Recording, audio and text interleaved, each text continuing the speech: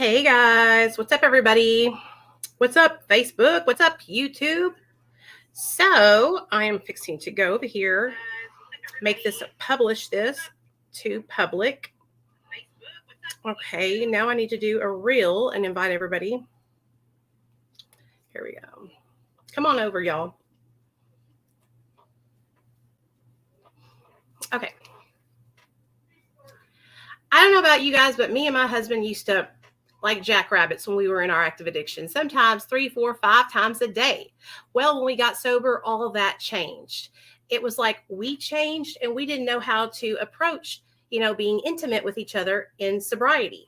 So if you guys are struggling with that, because I'm sure all of us do, and there's nothing to be ashamed of if you do struggle with that, come on over. I'm going live right now on Facebook and YouTube, and we're going to talk about getting it on in recovery.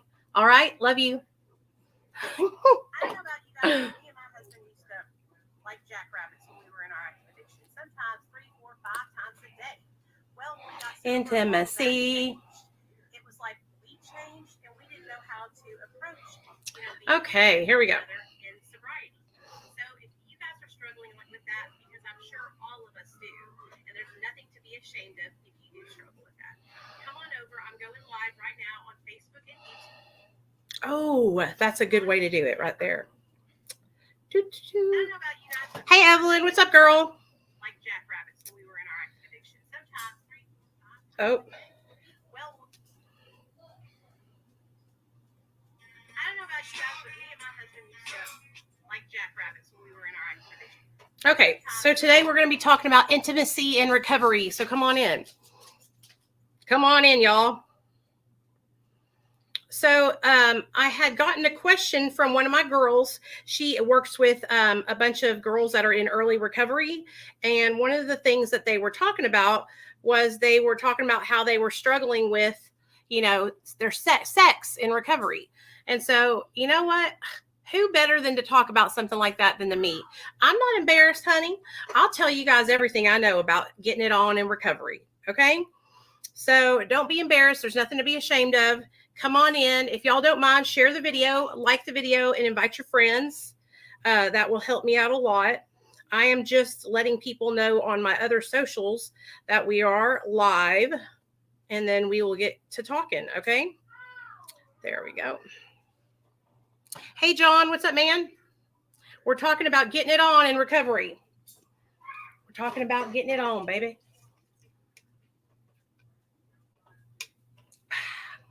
Okay.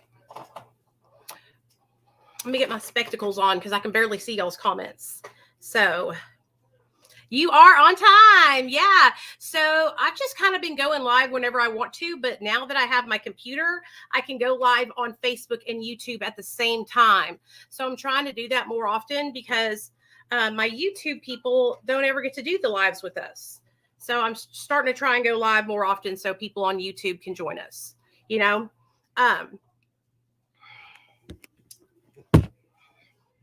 There we go. There we go. Okay, so we'll wait for a few people to get here, but I really appreciate y'all being here so early. Thank you for coming and getting in where you fit in.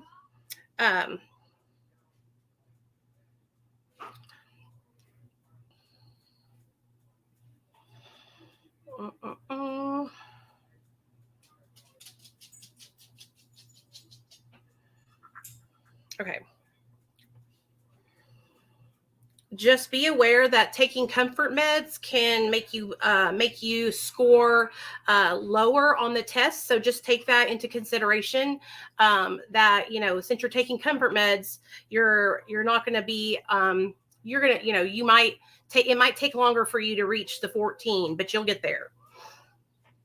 Okay, so for those of you guys that don't know who I am, my name is Nicole Ploudre. My sobriety date is July 13th of 2015. And I got sober after my son got taken away from me by Child Protective Services. I always tell you guys why and how I got sober, because I think it's important for you guys to know that, it wasn't easy for me to get sober. I wouldn't even say that it was something that I chose. I feel like I kind of was made to get sober, you know, which is a great thing. I'm grateful for that. But I always want people to understand that, because I know some people feel guilty, you know, because they haven't been able to get to do it. So just know that, you know, I didn't just wake up one day and be like, oh yeah, I want to get sober. I want to change my life. No, it was forced upon me. It was either that or lose custody of my son. And I certainly didn't want to have that happen. So I got sober. But I got sober after Nate got taken away from me, and I've been sober ever since. I also use medication-assisted treatment, Suboxone, and I have been using that the whole time. I was on 12 milligrams when I first started out, and now I'm down to under a milligram of Suboxone. So I worked really, really hard. On your computer. Baby, because I go live on Facebook and YouTube at the same time. You want to say hi to everybody? Well, this is my little chicken nugget. Get on with Zane. Give me about 45 minutes and I'll be done. Okay. I'll text Zane and let him know. Okay. Okay. Thank you, baby. Yes, today the topic is something I think everybody can relate to. So, you know, when me and my husband got together, we met each other in 2012. Okay. I gotta put some lotion on while I talk to you guys. We met in 2012 and we fell in love. I mean, basically the moment me and my husband met each other, we were like stuck to each other, you know, we got along really good. And so we, started talking and spending time together. And it was just second nature for us to start dating because we got along so good. So after we started dating, we talked about, you know, that we wanted to get married one day, but all that stuff was just like something that we didn't even think would be happening anytime soon because we had just met each other. Well, you know how it is when you're on methamphetamine, or maybe you don't. If you don't know how it is when you're on methamphetamine, it's a drug that stimulates you a lot. And so when you're on meth, it makes you want to do it. It makes you want to do it, baby. Okay. It makes you want to do it all the time. And so me and my husband would be on meth, and we would be very sexually active. Okay. Hold on. Let me share this to everybody. That's one of the things, and I'm going to be honest with you guys, that's one of the things that I miss about methamphetamine is how aroused it made me. You know what I mean? Like, I'm never going to lie to you guys and like tell you, oh, it was horrible the whole time I was on meth, because it wasn't horrible the whole time. You know, there was some parts of it that I really, really enjoyed. And that was part of it, you know, being able to knock boots every day. Oh, there we go. Hey, Erin, what's up, girl? Come on in. We're doing a live. We're talking about sex. So come on over. Don't be shy. And if y'all don't mind, help me share this video. That's what I'm doing right now. I'm sharing the video.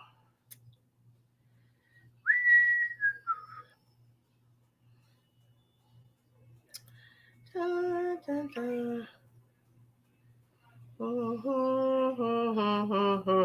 Okay, I think I did good. That's enough. Okay. All right. So yeah, being on methamphetamine makes you be really stimulated. And so we are live now.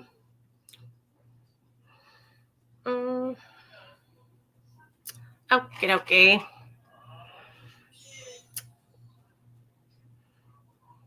We are live now.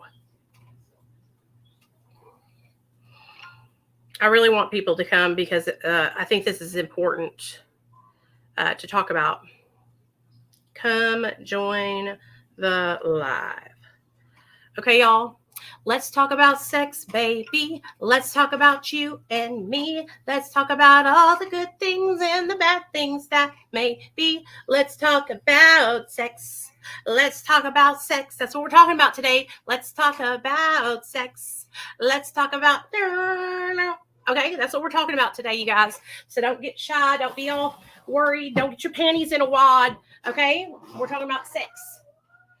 So how many of you guys used methamphetamine during your addiction? If you used methamphetamine, put a 1 in the chat.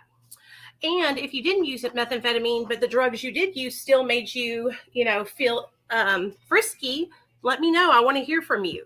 So Jessica was sending me some questions, and I'll read the question to you guys that she sent, or the comment. So it said, my husband got the best and worst versions of me.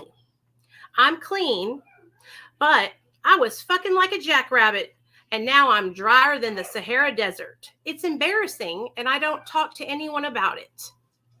Okay? So this person is saying, you know, she's clean, but when she was in her active addiction, she used to fuck like a jackrabbit. And now she's not doing that. All right. And she feels like her husband, you know, is getting the bad end of the deal, which I totally understand. I felt that same way. I felt so guilty that me and my husband weren't being intimate, and I was taking all the blame on myself. But you know what? My husband was feeling the same way in his head. He just wasn't talking to me about it. And so 9 times out of 10, you guys, if you think that you're feeling a certain way and you don't think your husband is, I bet you he is too. I bet you he is too. So me and Neil got sober at the same time. All right. And I've always been like a lot more sexually. Neil. Hey, Neil. I've always been a lot more sexually active, like more wanting it more than my husband, right? I've always been like that. I can remember when we first got together, honey, I used to be basically attack him, and he'd be like, Nicole, I can't do it no more. You know, because I was just like a maniac. And so when we got sober, both of us were thinking in our minds like we wanted to talk about it, but we didn't know how to talk to each other about it. So what I did was I just went to him and I said something. I said, you know, we don't have sex anymore, and I really want to have sex with you. You're my husband. I love you, and I'm attracted to you, you know? And he said he felt the same way. And now there was another thing that came in between us, and that was us both being on a medication that makes us both not feel aroused, not feel horny. Okay. So in order for us to get horny or get aroused, we have to like work at it. We have to do things to initiate that. Do you know what I'm saying? And so that was another roadblock that we ran into in our recovery, and in our recovery together was, we're sober, we're doing the right thing, but we're struggling because we're getting to know each other in this new way, because now we're sober and we're not fucked up. Because you know, when you're fucked up, it just makes you do things even.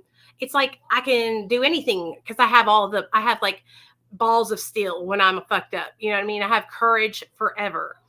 And so I don't have that courage anymore. And then I have this blockage, which is this medication that's keeping me from being able to feel naturally horny.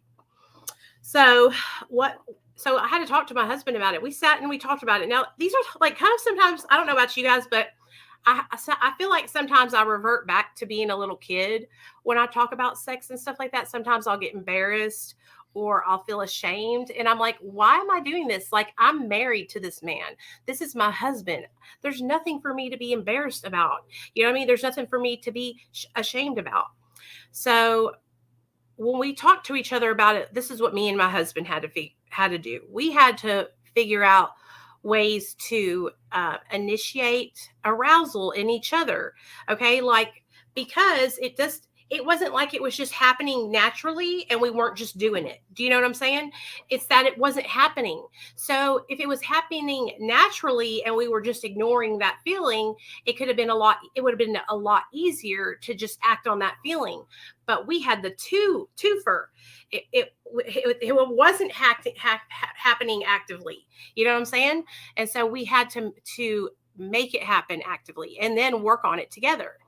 Nicole, so glad you're talking about this, because my husband and I have not spoken about it, but I've wanted to. Yeah.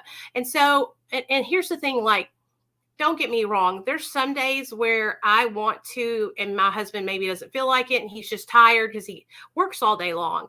And I totally understand. And that's one of the things that I've had to like learn and to be more mature about, because, hey, KB, because I used to take it as a rejection. Before all of this happened, before when we were when we first got together, if he didn't want to have sex with me, I would get very angry because I felt like he was rejecting me. Oh, he's not attracted to me. He doesn't want to be with me. And that's not what it is at all. Like, I wasn't respecting his boundaries. I wasn't respecting the way he felt. Just because I feel like having sex doesn't mean he's going to feel like having sex. And I had to start learning that, because I'm just a demanding ass person. Y'all might not know that about me, but I'm demanding, and like I want it when I want it when I want it. And so instead of taking it personally, like, I had to realize, like, my husband works outside in the fucking heat all day long, and it's tiring. So talking to him about it and letting him know, like, I miss, like, and this isn't even just about sex. Okay. This is about all intimacy. This is about rubbing each other, touching each other, getting cuddly in the bed, like, just anything that had anything to do with like passion or intimacy or anything, not just put the pee-pee in the hole. You know what I'm saying? Like, I'm talking about everything, because we just didn't have that natural feeling happening. And it's kind of embarrassing to tell you guys that, because I feel like I'm the only person who's probably gone through this with their husband. And it's been like, I'm talking for like 2.5, 3 years of the first 3 years of our sobriety. We like barely ever did it. And it was because there was neither one of us were initiating it. Neither one of us were talking about it. Neither one of us was like, and here's another layer to add on to it. Our son likes to sleep with us at night. So that was another block that was keeping us from being intimate with each other, was that we have our child laying right in the middle of us. Haven't had since I got sober, and I don't even get horny. Yes, KB, I totally understand. I feel this so much. I used to be crazy sexual, and ever since I stopped doing drugs, it's like my sex drive is zero. Dope sex was the best, or so I thought. When I relapsed, I found out it wasn't anything like I remembered. That great dope sex feeling wasn't the same. It was horrible, kind of like the energy thing we've talked about before. The meth took away that energy, and I feel like it did the same with the sex drive and all the stuff that comes with it. Yeah. And so, and I'm sure, like, after you relapse and then you get to do it and you realize that it's like not the way it was, like, when it was like that, it's like, damn, man, why was I doing that in the first place? I think a lot of the reason why, I enjoyed it so much was because it was with my husband, and I love my husband, and we have a connection with each other. And that's what made me, enjoy it as much as I did, is because it was with him. But I can tell you this, I would rather be sober than to be high. Okay. Like, and listen to me, I'm going to share with you guys that me and my husband have been able to have great sex sober, and both of each other have been fulfilled. And, I didn't have to do methamphetamine to get there either. And he did not either. So I think that is huge, especially coming from somebody like me, a person. For us, that was the only sex. We knew each other like that. That's how we met, was high. And the first time we ever did it with each other, we were both high. And so, like, we've been able to accomplish that without drugs and alcohol. So now, we talk about the way we feel a lot. And I don't know, how they say languages of love. So my language of love is words of affirmation. Like, I'm always affirming my husband and letting him know how much I love him, how cute I think he is, how much I'm so proud of him for taking care of me and my son, how I love his hair long because he's been growing it out. Like, I'm always affirming. I don't know what his language of love is. I'd have to think about it. Oh, I think his language of love is working hard and taking care of our family. Like, that's how he shows me and my son that he loves us, is by making sure that we have a roof over our head and food in our stomachs and money in the bank. I know exactly what you mean. My son, too, was in our bed. He's 19 now, so I really don't have an excuse. I used to think I had to be high to do anything. Yeah, same. Hey, Jamie, what's up, girl? We're talking about sober sex and how much we struggled when we first got sober to have sex with our partners. I'm glad you're sober now too. Sometimes I feel like I had such sex when I was high that I just don't want any. Oh, so much sex that when you were high that you just don't want it anymore. Yeah, I can understand that. Also, when I was under the influence of methamphetamine, there was like nothing blocking me, right? So like whenever I'm sober, like I have these thoughts like, do I look fat right now? Do I look sexy? Should I shut the lights off? Should I turn them on? Should I arch my back? Should I do this? And when I was high, I was just be like, woo! You know what I mean? I would just be doing whatever. I would not even think about it. I would be flipping myself around, doing fucking toe touches, landing on the dick in a split, like wild. You know? As soon as we get comfortable and let it not be weird, or let's be weird together. Yeah. And explore other ways to make it fun and get closer and even to find that drive. Got to get into the uncomfortable spot to get more comfortable. Exactly. And that was a huge thing for me and my husband, because I was so insecure because I have gained so much weight in my sobriety that I went from being, sober and skinny and, and very confident in myself high and skinny and very confident in myself to sober and chunky and not so confident. Hey, Neil, will you give me some water, please? And so I'm telling you, you can ask my husband, because I know he probably thinks about it too in his mind, because I went from, listen to me, you guys, my husband went from being like really, hey, will you give me some ice water, please? He went from being like shy and into himself. And I was the one, like, I initiated sex with my husband for the first time when we first got together. And I was literally like I was on stage and there was a pole right here and I was strip teasing for him. Okay. I went from being like that to being like a little clam and being nervous and afraid, and him being the one who had to bring me out of myself, when I'm sober, because I didn't know how to be like that in my new sober body, my new sober self, I absolutely know what you mean by letting loose while high, but sober, I'm just uncomfortable and insecure and uninterested. Yes. Backflips on the D. Yep. So what I have learned in my recovery is that in my relationship, not in just the sexual situations, like I've learned that sometimes I have to sacrifice, and I make sacrifices, and for my husband, you know what I mean? And I will, maybe I don't feel like doing something, but he really wants to do it, so I'll make a sacrifice and I'll do it anyway. So that way I can make him happy, even if I'm not feeling up to it, I went from unstoppable on drugs to uncomfortable with everything, and I'm still learning to break out of the shell. It's really, yeah, me too. My confidence is low now that I gained so much weight. Absolutely. And so one of the things that helped me with my confidence was like asking my husband, does he find me attractive with the weight I have on me, or does it turn him off?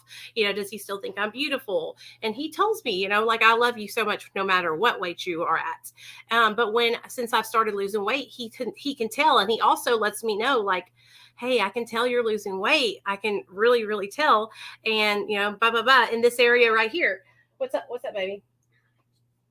You don't want to be in here while I'm talking about this, okay? Well, I wanted my... I'll be off in just a little bit, Nate.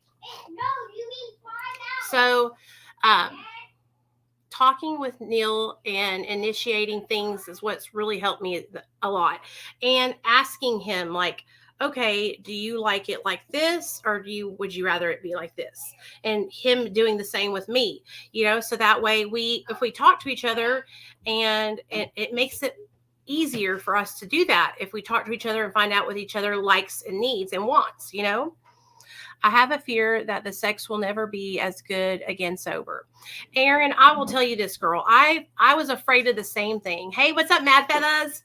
And I'm going to tell you right now, I'm with my husband and me are together, and it is just as good as when I was high as it is sober. You know why? Because I love my husband so much, and we've come through so many hardships together that I'm so happy. I'm so happy with it. And the reason, hey, Nate, make sure that's not loaded. Look, I'll show you. Don't point it at me. I'm not. Look. You're 100% sure? Look, see? Okay. All right. Sorry. Just had to make sure. I think that when you love somebody, it could be, you could be sober or high, and it's going to be the best no matter what, you know? Hey, Tyler, what's up? We're talking about sober sex. You got anything to add to the conversation? I thought the same thing. It's so much better than it was when I was high. It's a different kind of better. Yes, absolutely. It is a different kind of better. Like, I actually feel like me and my husband are, like, when we are sober and having sex, I feel like we are connecting to each other. I feel like when we were high and having sex, it was just like, there was not a connection. It was almost like just using each other's bodies to get to the point where we needed to be. Do you know what I'm saying? And I just feel like it's so much more meaningful now that I'm sober and that he's sober. But like, I know a lot of you girls are probably going to be able to relate to being insecure in your bodies when you get sober and feeling, you know, like feeling not good because you gained weight. That's been the hardest thing for me, I think, in my recovery, is being okay in my body and believing that my husband is attracted to me in my body. Because that's the thing. He could say it and I'm be like, yeah, right. You know what I mean? You're not. It was just a job to get off. Yeah, exactly. I'm trying to think of what else I could talk to you guys about that would help people that are in early recovery, that are struggling with sex being sober. Can anybody else think of anything? Tell me something. Katie, you got a lot to say. What do you think we should? Does anybody have any comments that we could help somebody that maybe is struggling? Or does anybody have any questions? Now, I can tell you guys about sex on Suboxone and how it has been difficult to get aroused naturally because of the Suboxone blocking me from that. Now, that is a true struggle. And it's almost like, okay, do you know when you're like about to be there, you know, like you're about to, but you keep on trying to get there and you're like chasing it and it just doesn't happen? That's how Suboxone has done me a lot because of that. It keeps me from being able to get it. The main difference is when you were getting high, you were fucking. Now you're making love. That's right, Sean. I love that. Exactly. Since being on methadone, almost 6 years sober, I've gained 70 pounds and I'm really struggling with feeling attractive. I understand. Yes, talk about it on subs. Okay, I got you. I think I saw a study where a lot of opioid addicts have ADHD, and so many might benefit with being on Adderall or other similar meds. That helps a lot with the sexual side effects too. Tyler, I absolutely agree, and I do have ADD, and so, but you know what? My doctor won't prescribe me anything because I'm an addict. And that's how it is for a lot of us, especially down here in the southern states. We can't get help because our doctors are closed-minded and they don't want to treat us because we have a history of addiction. Isn't that crazy? Because I believe the same thing, and I believe that it could help so many of us. So I want to talk about the gaining weight, and then I'm going to talk about this is with Suboxone also. So if you are insecure because you gained weight, what I want you to do is I want you to get online, go to Victoria's Secret or some shop like that where you can find you something that fits you and that is beautiful. And that is like not just a cheap something that's going to rip in 2 days. I'm talking about like a nice bra that's made out of lace, so some panties that match it, you know, like something really pretty and something that makes you feel pretty and that makes you feel comfortable when you put it on. It doesn't have to be like, you know, something that shows your tummy. If your tummy is like where you're insecure, you could get something that like a little teddy thing that drapes over your tummy. And maybe like some panties that make your butt look really juicy and big, you know, and highlight that part of your body. Because I promise you, girl, that your men only think about one thing, and he's not going to be looking at your chunky rolls and thinking anything bad about it. Okay. They are like tunnel vision. Just think about a man as like a dog in heat. Okay. You'll be fine, girl. Don't worry about it. Don't be worried. Go to the sex shop, Pure Romance, Adam and Eve. I don't know where you guys are, but sex shops are full of things to help. whether it's different lubes, creams, toys. I don't know about pills like Viagra, and there's stuff for girls too. Yeah. I've been on Matt since 2021, and I went from 90 pounds to 230 now sober. KB, I went from about 150 to 235, and I have lost about 27 pounds. So I understand. My hubby got me some ice water so I can still talk to y'all. So I understand. I've gained a lot of weight. Okay. My husband met me very, very small, and now I'm chunky, you know? So don't be ashamed. All right. If I can feel confident and I can do this, you can too. I promise you, because I am the world's most insecure person when it comes to my weight.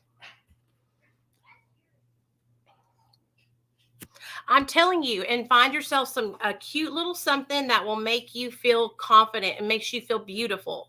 You know, I mean, I'll tell you another thing for you girls in here. Guys really like things like, let me think. Okay, so I used to have this pair of underwear, and it was like a regular pair of panties, but the butt was cut completely out, and it was like a cutout of a heart. So you could, and guys love that kind of stuff. They love the kind of stuff where like, it's like maybe you have a bra on, but it's like see-through, so you could see your, you know, or you have panties on that have like a right there in that area. Like guys like that kind of stuff. You know what I'm saying? So many people told me I would lose my sex drive, but it is the opposite. If it was because I was spun out on fent really bad for a very long time. Hey, that's awesome. I'm so glad that you have it. I know, Tyler. I know. Ladies, do a boudoir shoot. Even if you are insecure about your weight, it's totally worth it. I did one when my weight was high and was super insecure, and oh my God, the confidence boost. Yeah, so I see those here. I'll show everybody what you mean by that, because I actually follow a girl on TikTok who does these boudoir shoots, and they're so pretty.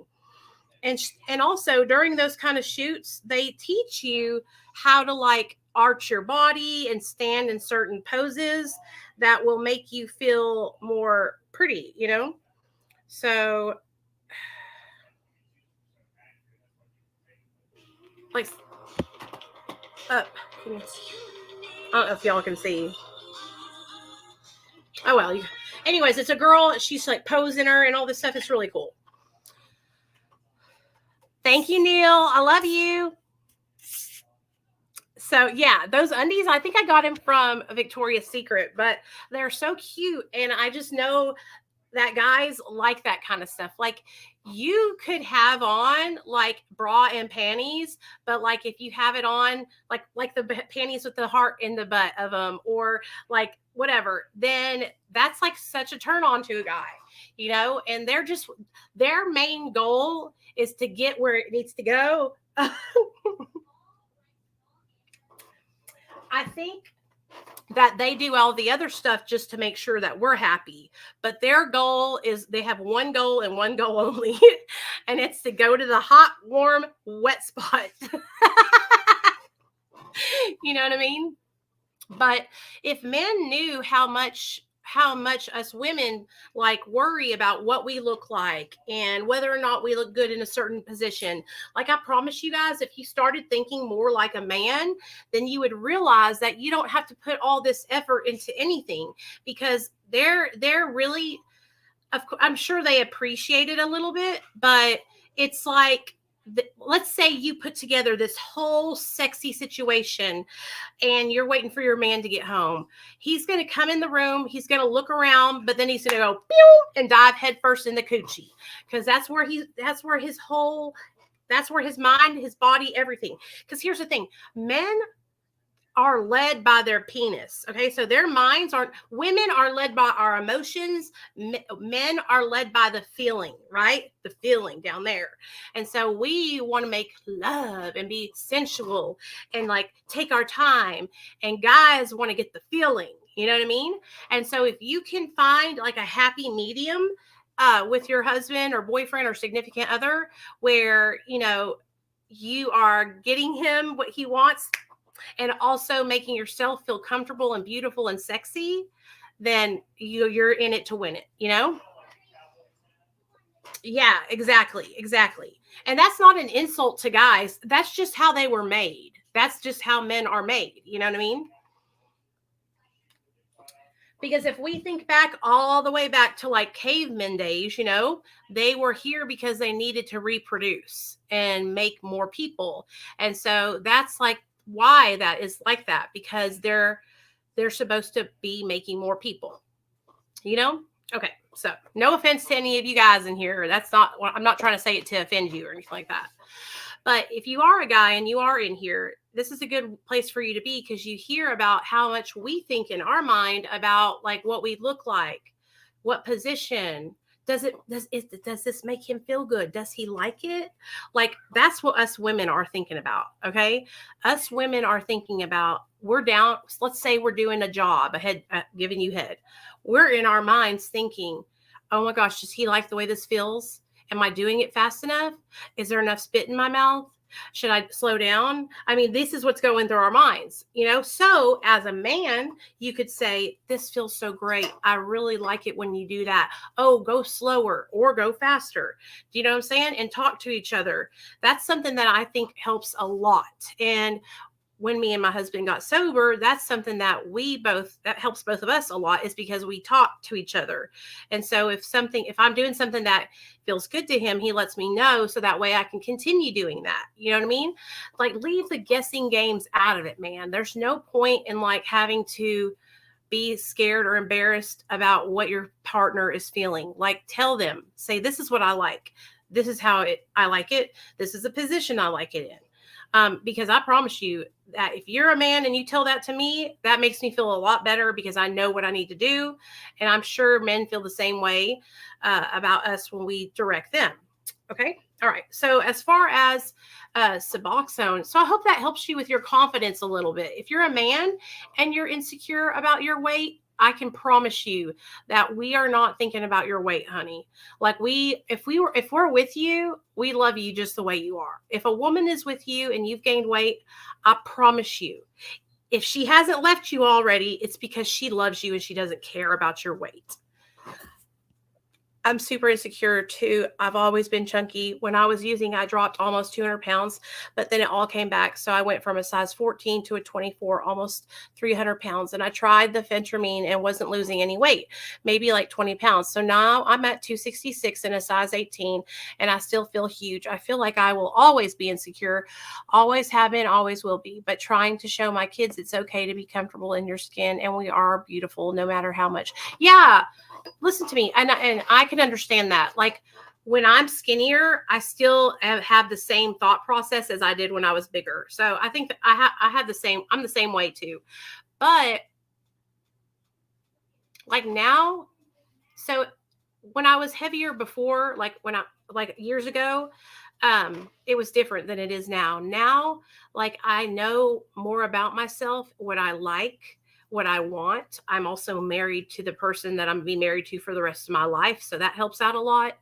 But I used to be really, really, really insecure. And I think now, especially since I've been with my husband is like the best husband to be with. He's super understanding. He's super kind. He's like got a really good relationship with his mom. So that tells you like he's very considerate of women and their feelings, and he's always been super sweet. So that helps out a lot. But now I just focus more on like wanting to make him happy. You know what I mean? And I try not to get so caught up in how I look, when I'm doing it. Because like I told you guys before, your man isn't worried about if you got spit dripping down your chin while you're doing the deed. Your man isn't worried about it if you make a sound down there while y'all are. He's on a mission. My ex would only have sex in the dark because she was so insecure about how she looked. I thought she was the most beautiful girl ever, but she never would believe me. You see what I'm saying, you guys? Thank you for saying that, man. I appreciate you. So let's talk about medication blocking you.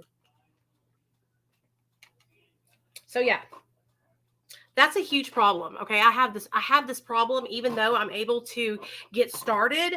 It's getting through that's hard, because I feel like the opioids, buprenorphine, blocks me from being able to finish.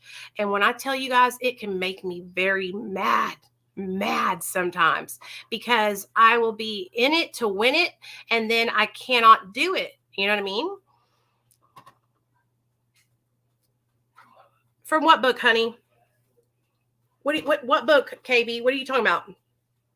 I'll be in it to win it, right? I'll be like, okay, I'm on a mission, and then I'm unable to get that there. And so I'm going to be completely honest with you guys. Please don't make fun of me.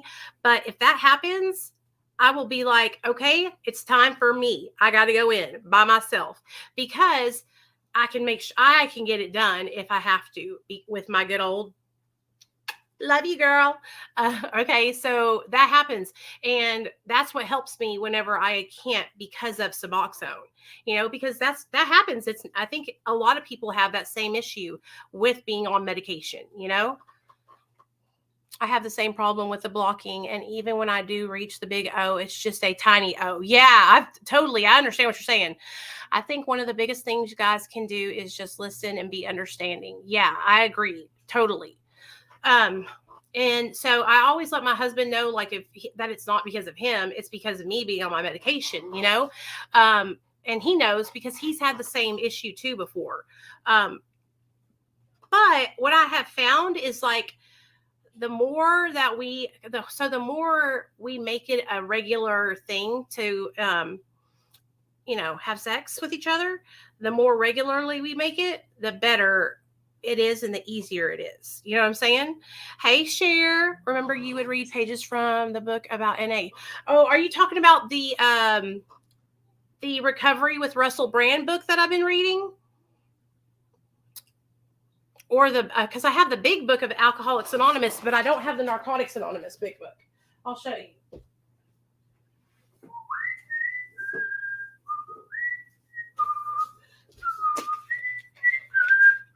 Now, I will tell you, I wonder if it says anything about sex in the AA book. Nicole does things like, cream help with orgasms. I tried it once just by myself, and I felt like it helped me. I have not tried it on my husband yet. You know what? There's this like stuff. I don't know if it's called that, but it like makes it really warm, and I really like that. Like, I say, try all that stuff. Go online if you're too embarrassed to walk inside a store. Y'all, we're talking about sex. We're talking about sex in recovery, sober sex. Okay. If you're too embarrassed to go into the store by yourself, go online and look up all the different stuff that they have. Also, they have these amazing vibrators. Do you remember when vibrators were just a silver little bullet? Oh, honey. Oh, darlings. Now they have the that goes inside you, and then this thing that comes up like this with these little prongs on it that goes 1,000,000 miles an hour. So that way you can have it going in you and doing that. Because did you guys know that most women don't get off because of the penetration? It's because of what you're doing to our little clitoris. Okay. That's what makes a woman. Most of us have orgasms, is that, not you having, not this. You know what I mean? The book with the stickers. Oh, yeah. So I used to read out of this book all the time, y'all. You must have been with me for a long time if you know that, because I used to read out of this every day. If I can find anything in it that says anything about sex, I will, but not right now. I used to all the time, and I've got tons of books or tons of step studies on my YouTube channel. Now, what we are going to start doing, KB, is I ordered this new book called The Freedom Model. And so we're going to start reading that, because it's brand new and I've never read it before. And it's like a different path to recovery. So I think y'all are going to be pleasantly surprised. It's like way out of the AA and NA realm. So I'm excited to read it. I'm trying to like find new. So I like reading about different ways people get sober, because I enjoy that. And I also like bringing it to y'all and doing it with y'all. Mine is an enhancement cream, warm and tingly. Yes. Hey, Jeanette, we're talking about sober sex, girl. Come on in. Don't be shy. So, for you that have asked me about, how do you get off when you're on your Suboxone, Nicole? How do you get turned on? That's what I'm trying to tell you guys. I can myself, you know what I'm saying? That really helps me to get like excited and aroused in that way. And I'll tell my husband, like, I'm struggling, so I'm going to do this. And he's like, okay, let's do it. I'll help you. Can I help you? Can I watch? 9 times out of 10, your partner's going to be like, okay, can I see too? And then y'all can do it together, I have some pretty awesome stores near me with awesome employees that are very helpful, but my ex was always too nervous to go with me. Yeah, I don't know. I think a lot of us, I don't know how you guys were raised up, but when I was a little kid, I was in this church that was super duper strict, the way my mom raised me. It was called Pentecostal. So we couldn't cut our hair. We couldn't wear earrings. We couldn't put on makeup. We had to wear dresses, no pants, no shorts. And so when the ages that I started to learn about sex was like, you don't do this until you get married. Do you know what I'm saying? And if you have sex before you get married, you'll go to hell. So I had nobody to sit down and teach me about that, which I think is not good. With the way I plan on helping my son is when he gets to be an age where he's whatever they do. I don't know what boys do, but my husband will know. I think it's really important that we sit down and we talk to him about, hey, this is how you stay safe, because if you have sex with people and you're unprotected, you can get HIV, you could spread other diseases or catch a disease.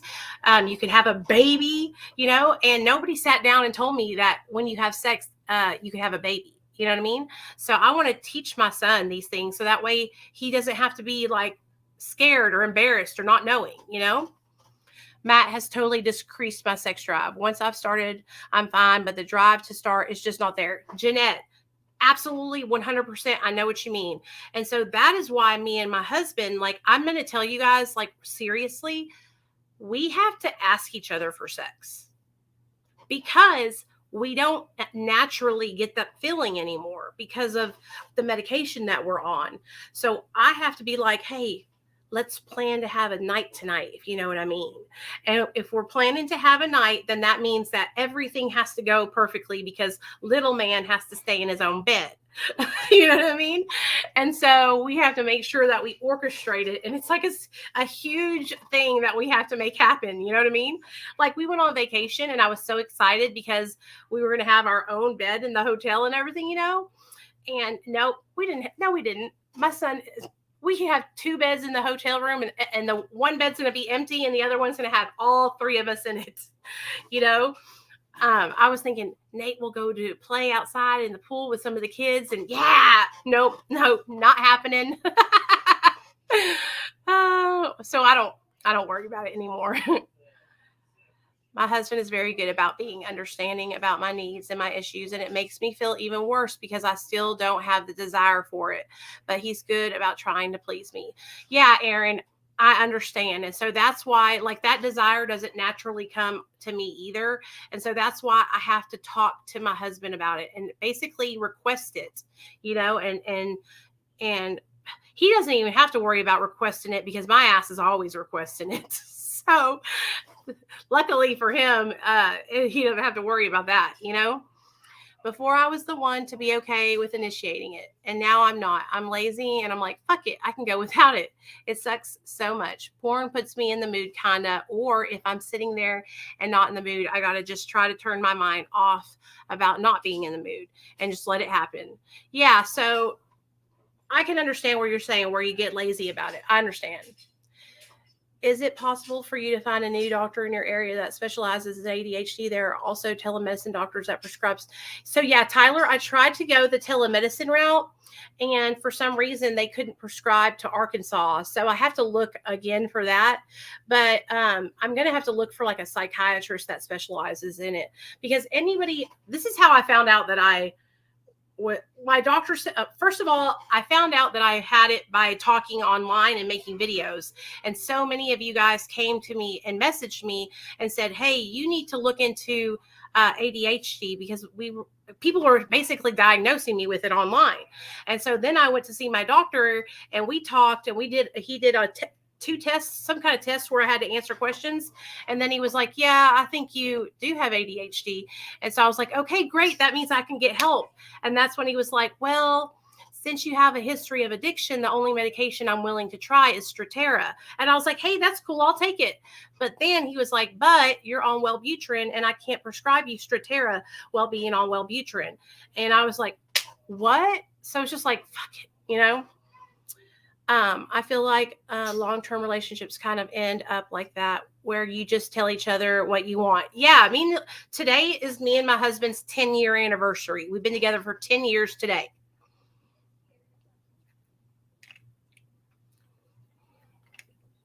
Jeanette, I have heard that once people stop, they like a couple of months go by, and my girlfriends that have gotten off Sublocade have said like 2, 3, 4 months gone by and they're ready to go. And so, you know, it helps a lot. And because me and my husband don't plan on getting off of MAT, you know, he's going to stay on Suboxone for the rest of his life. And so am I. And so I might, for the most part, I'm going to stay on it until Nate's at least 18. But so we're like, I have to that's why I'm trying to come on here and tell you guys, like, hey, we talk to each other about it. We initiate it. We, you know, don't be scared or embarrassed to ask your partner for sex, because, you know, that's what we're human beings, right? We have needs. Damn it. Yeah, we've been through a lot together. You know, when I met my husband in 2012, we were both really bad off in our addictions. So, Jeanette, maybe you should talk to your doctor about going down to the 100 milligram shot, girl. We met each other in September of 2012, and I'll never forget it. It was at a party. It was the evening, and I had said to my friend Kaylee, I was like, let's have a party. I want to have a party, and I want to invite some guys over. And she had her boyfriend. He lived with us, but I didn't care. I was like, I'm inviting over some guys. And so I called my friend Casey, which is this guy that we used to get high together and just, you know, hook up. Well, Casey brought Neil over, and that's when I met Neil. And when I seen him, he was sitting on the couch, and I was just like, so the minute I saw him, I thought he was so cute. He had the cutest red hair. He had it spiked up really cute. He had on this like Argyle like vest, kind of pullover vest, but it looked really, really cute with like some khakis or something. And we just got to talking, and we talked all night long. We talked until 6 o'clock in the morning.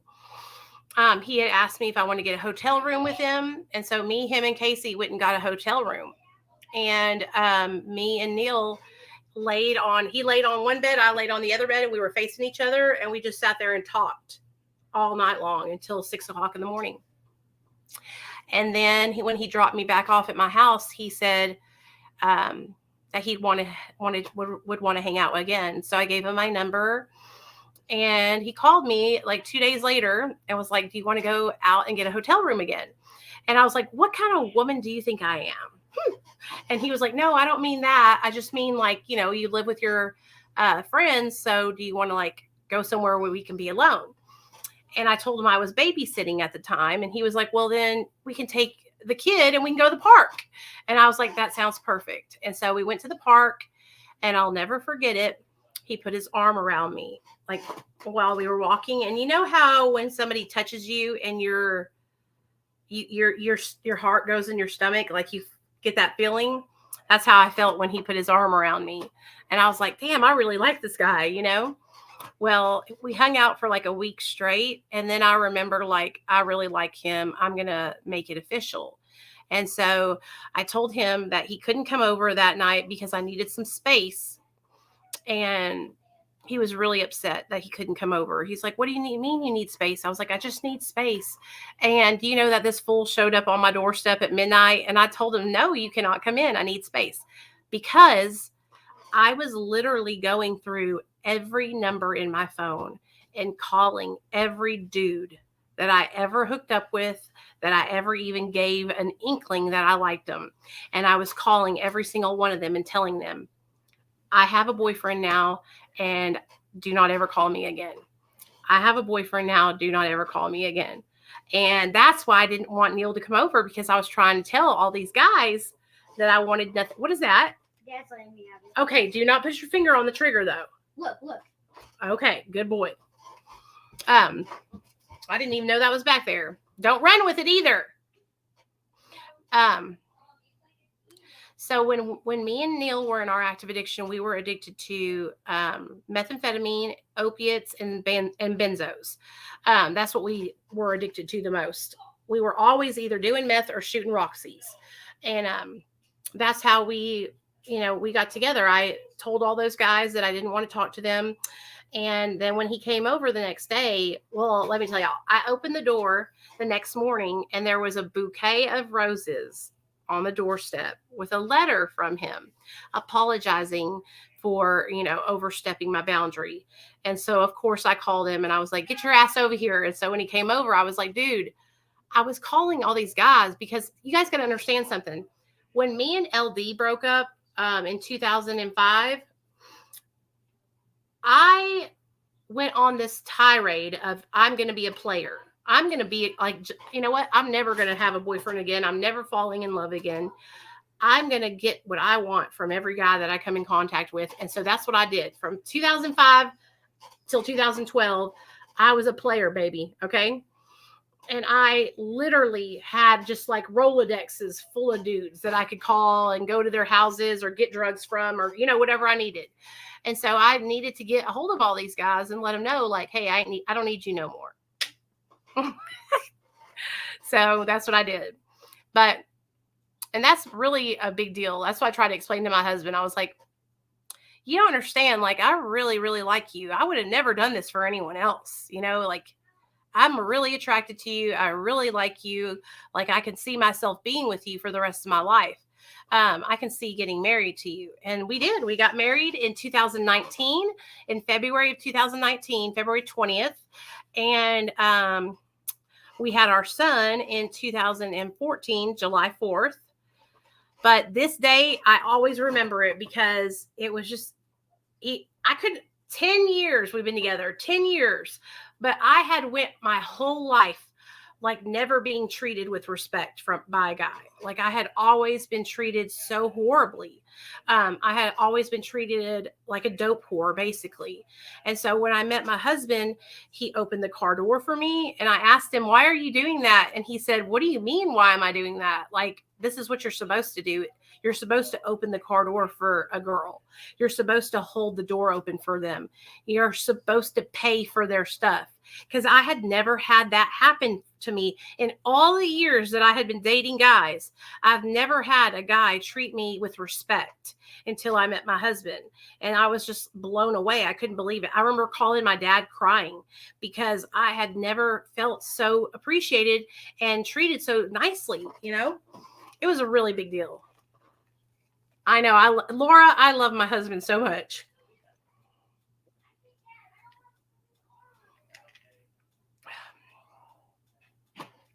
Don't beat yourself up, Jeanette.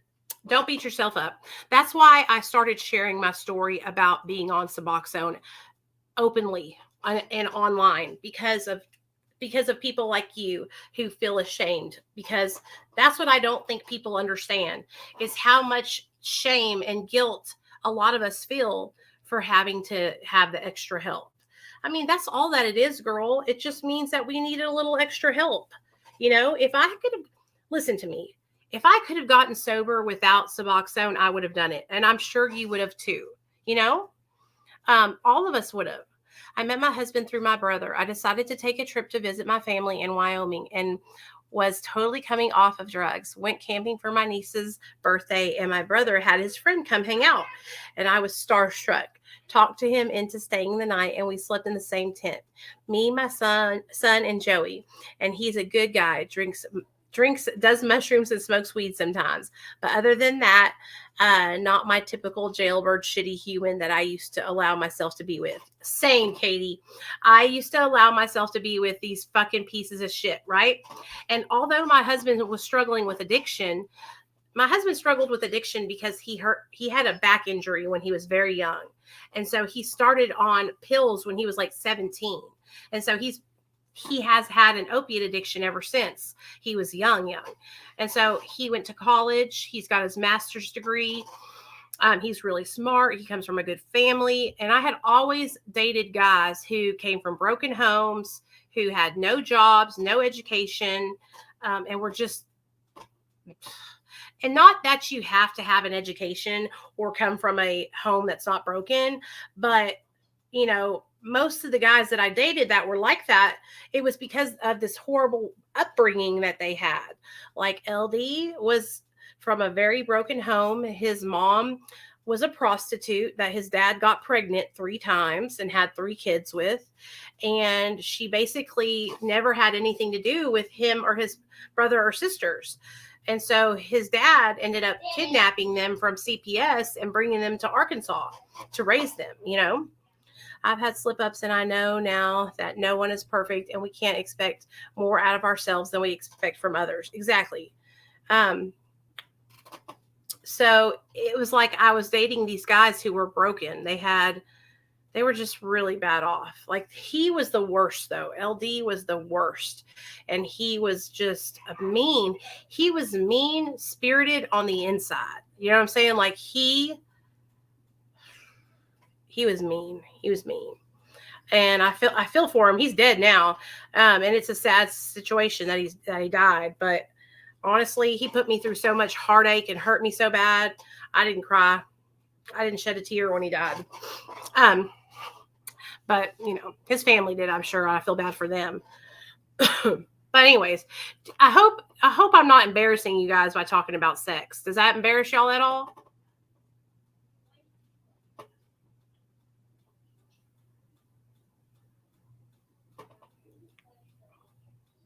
The only thing that I get embarrassed about, well, I don't really get embarrassed about anything. Okay, good. And so that's what helps me, you guys, though, with the whole sex with my husband. What helps me is, like I said, talking about it, initiating it, letting him know, like, hey, this is how I feel. How many of you guys don't feel like you can talk to your significant other? Only you can see this. Only you can see Good. this.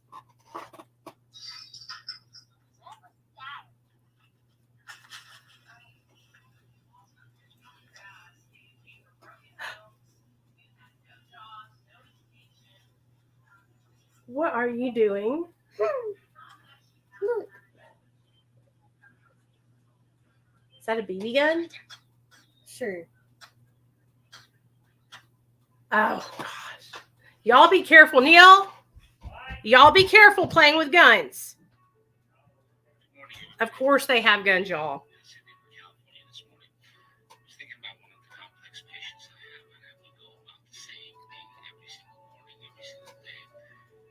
Hold on. I'm trying to post on Dr. B's page real fast, y'all. There we go. I think that's it. Oh, that's not it.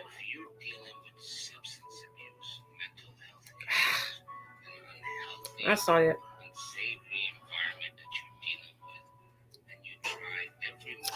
So how many of you guys follow Dr. B on his Facebook? Anybody in here?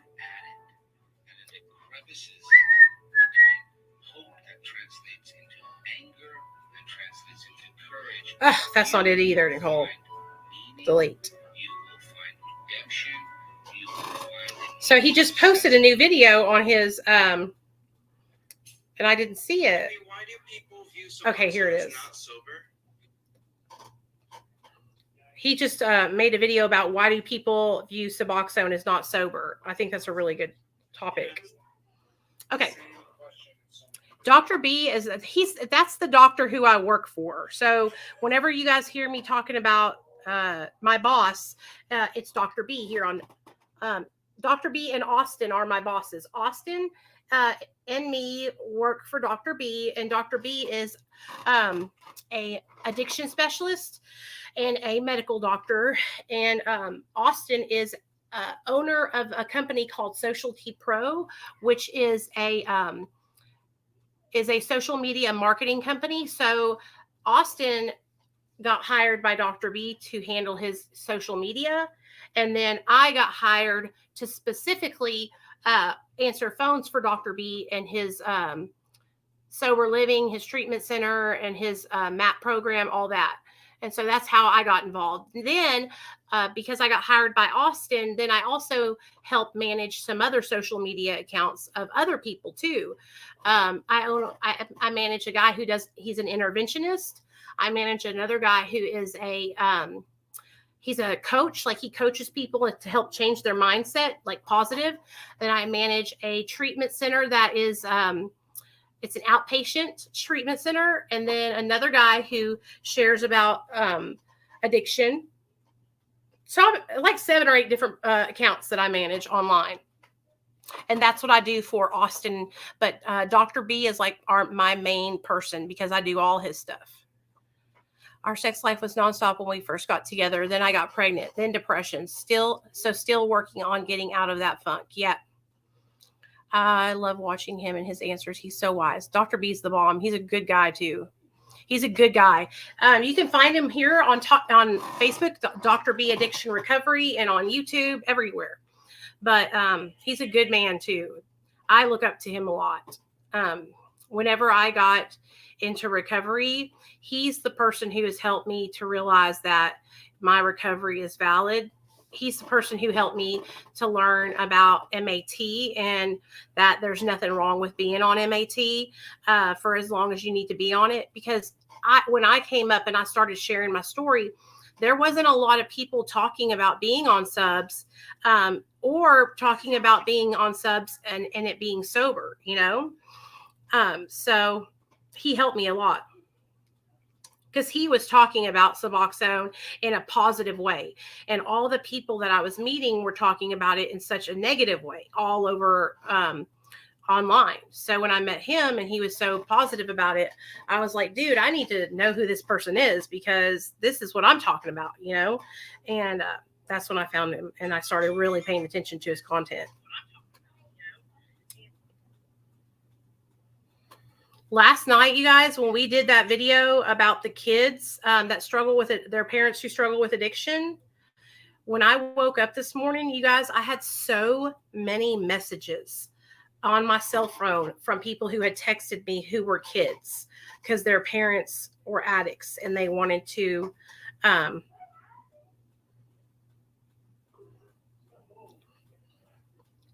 hold on.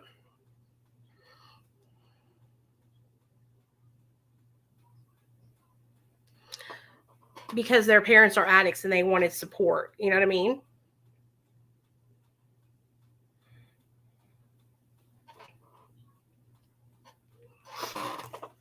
So that video that I did, let me show y'all what happened. So, so last night I was telling you guys about the video, or the night before that, the video that I did on YouTube that went viral. I woke up this morning, you guys, I have to show you. And that video has gotten, listen to this. Y'all are going to die, dude. Y'all are going to die.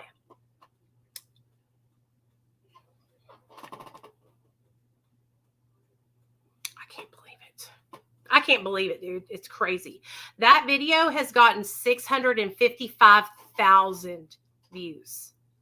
500,000 views, y'all, on that video. 655,000 views. My channel has gotten 802,000 views, which is 776,000 more than usual.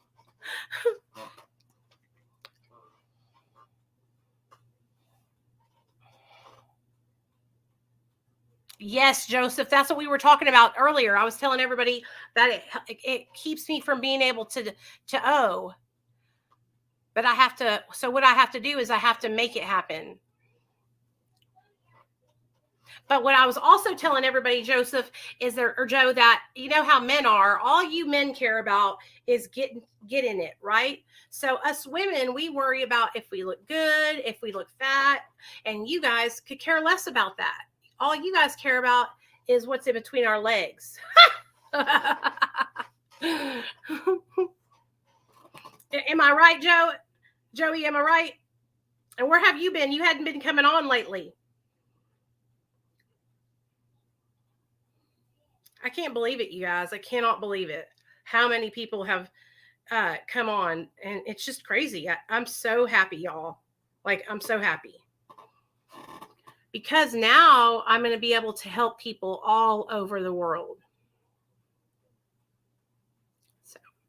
But anyway, I'm about to get off here. I just wanted to come on here and talk to you guys about sober sex. And I hope that just talking about it and hearing, you know, what I do and hearing that it's okay to be, you know, a little nervous or embarrassed. But I hope it helps you guys, you know, feel a little bit better about, you know, your sex life and struggling, because we all do.